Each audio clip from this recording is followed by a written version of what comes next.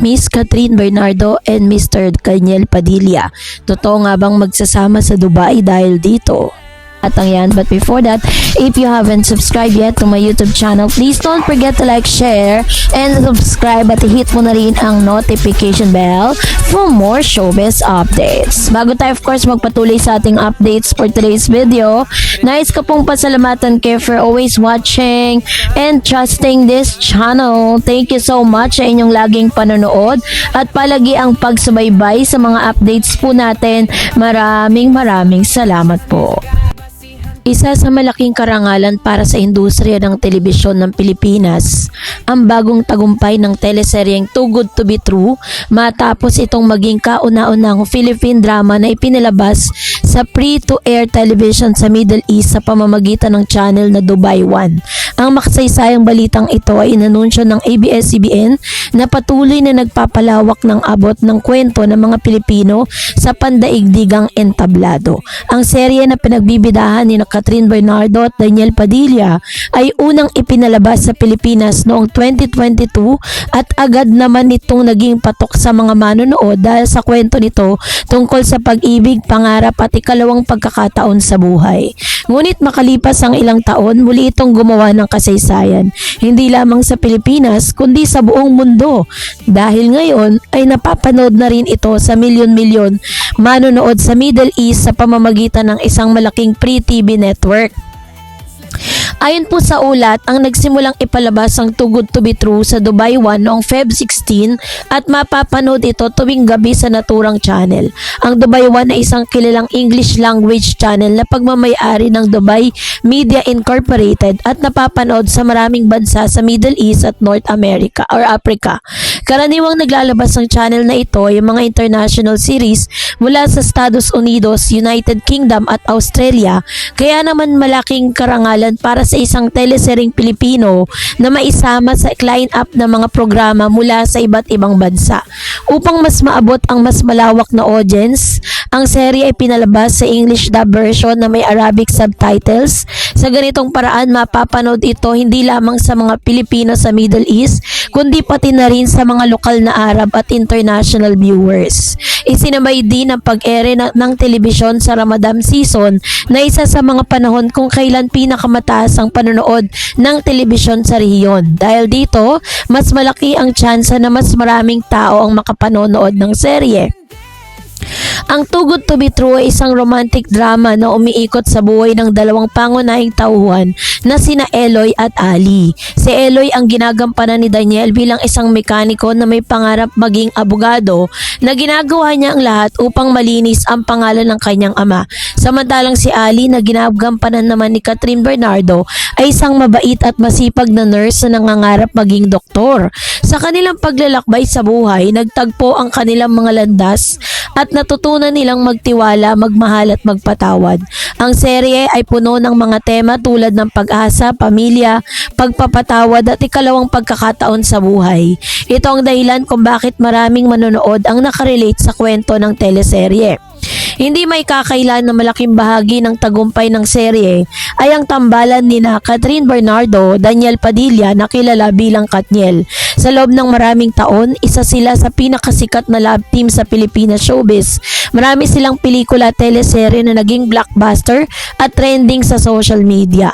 Ang Too Good to be True ay naging special din dahil ito ang kanilang unang teleserye pagkatapos ng ABS-CBN shutdown noong 2020.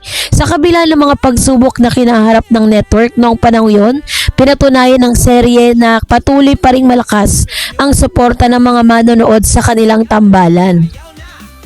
Bago pa man ito ay palabas sa Middle East, napatunayan na ng Too Good to be True ang tagumpay nito sa Pilipinas. Sa unang linggo pa lamang ng pagpapalabas nito, naging #1 most watched show sa Netflix Philippine ang serye. Bukod dito, nakapagtala rin ito ng malaking bilang ng viewers sa online streaming platform ng ABS-CBN. Ang tagumpay na ito ay naging dahilan kung bakit napansin din ito ng international distributors at network sa ibang bansa. Ang pagpasok ng Too Good to be True sa Middle East ay bahagi ng malaking plano ng ABS-CBN na palawakin ang kanilang international distribution.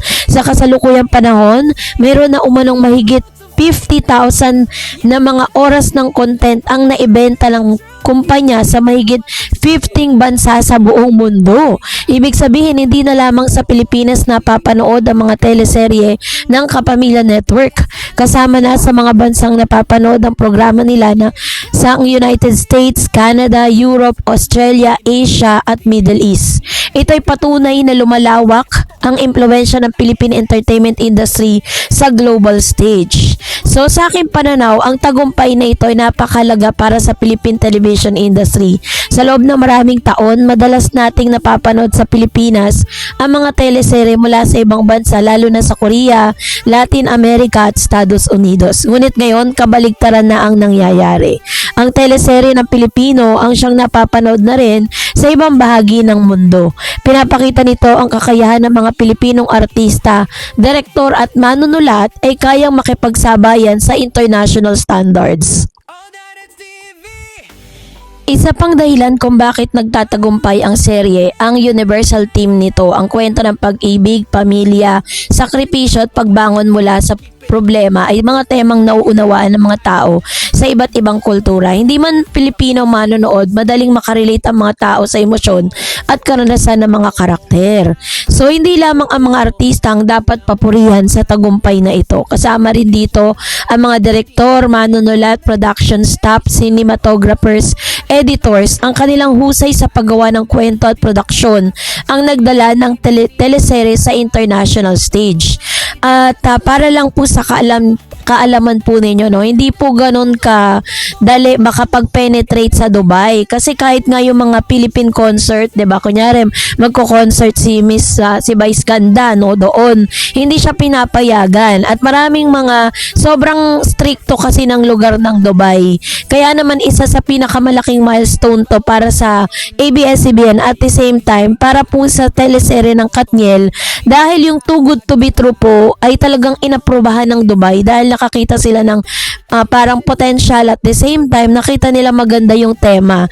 At ito yung nagbukas sa Dubai para pagbigyan ang ilan sa mga teleserye ng ABS-CBN. So kaya po sinasabi ng ilang mga fan na magkikita daw muli, no, itong si Catherine tsaka si Daniel sa Dubai dahil po dun sa kanilang teleseryeng Too Good to Be True, which is becomes the first Philippine drama to air on Free TV in the Middle East. Kahit nga po sa mga internet nila, sa mga Facebook, parang feeling ko wala rin silang mga social media platform kasi may mga bansa kasi na parang hindi po sila pumapayag, lalo na po ang Dubai. If I'm not mistaken, o correct me if I'm wrong, na ang Dubai is a Muslim country.